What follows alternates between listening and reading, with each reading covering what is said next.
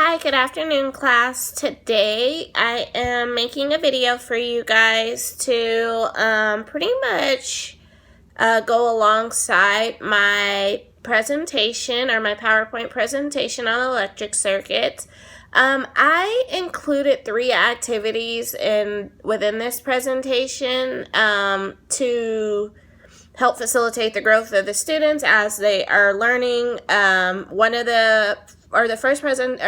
The first activity that promotes a higher level of thinking would have been the poster boards that they created on chart paper, illustrating the various ways that they use electricity within their homes, schools, office settings, and things like that. They were assigned to do that activity within their cooperative group, so I did allow a little bit more time, 15 minutes or so, for them to be able to complete that task amongst their peers. The second activity was acting out a electric circuit, wherein the teacher acted as the battery, and the erasers that were distributed amongst the students acted as the various amount of electrons or acted as the electrons that flowed throughout the circuit, which was the circle that they made. And then the third activity, the last one, the one that I'm highlighting or going to make the video presentation for you guys to go through today on is going to be actually lighting a light bulb. So here we go. So it's pretty simple. I'm going to go over the things that we'll need. I am going to use just a few things, but there are other things that I put in here just in case you would like to use the alternative things. So for myself, what I'm going to be using today is a D-cell battery. Now, this D-cell battery is an old battery. It is Duracell though, but it expired back in 2004. It's 2019 and it still works. So kudos to Duracell. I am going to be using a thick rubber band. I am going to be using 2 electrical,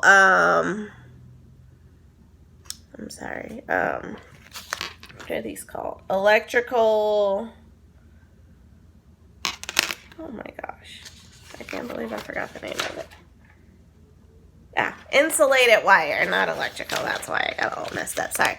Insulated wires, but these have alligator clips on the end. Since I will be working with elementary students, I prefer the ones that have the alligator clips so they don't have to worry about using wire strippers in order to make the other insulated wire work, because I have insulated wire here that I was able to order on Amazon. It was relatively cheap. It was like $3, and I got a lot of it. So and in various colors, but I would have to have the wire strippers in order to make this work for me, so I chose not to use it. But if you want to use it, it's perfectly fine to use with the students as well and safe.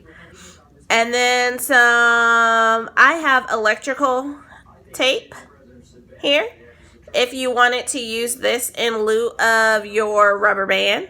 But I'm going to use the rubber band because, again, it's easier. I don't have to worry about taping anything, so I'm going to use that instead. And then last but not least, a flashlight battery.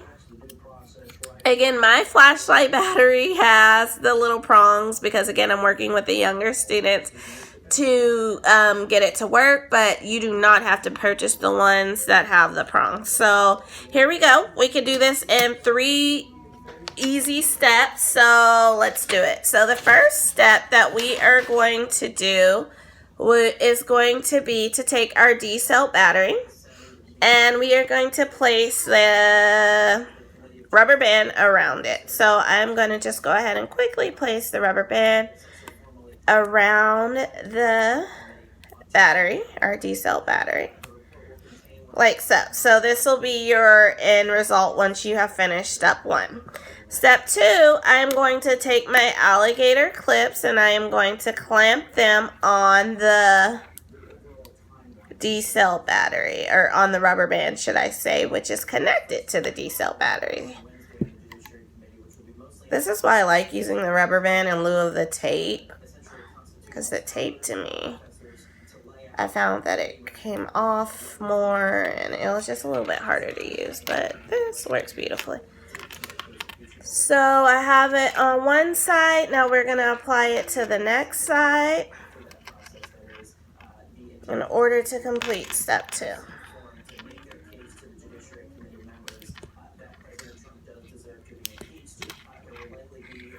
Okay, so this would be our second step, and as you can see, we have the ends hanging here.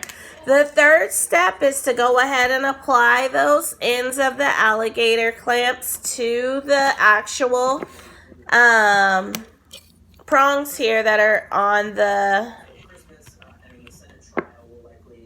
flashlight bolt. So I'm going to go ahead and connect them. And voila, we have light. We have completed our circuit, or our electric circuit. So yes, that is pretty much it. It's a pretty simple activity to get the kids thinking. Then after, I would definitely ask our students to write within their journals, focusing on some leading questions. Such as, did you get the light bulb to light, and in what order did you connect the part? How did you know that the electricity flowed, and can you trace the path of electrons in your circuit? And then last but not least, what happened if the circuit, or what do you think will happen if the circuit is broken? And so forth. That way you can start a conversation for your next lesson where we would talk about closed and open circuits. Thank you so much for your time, and I hope you enjoyed this presentation.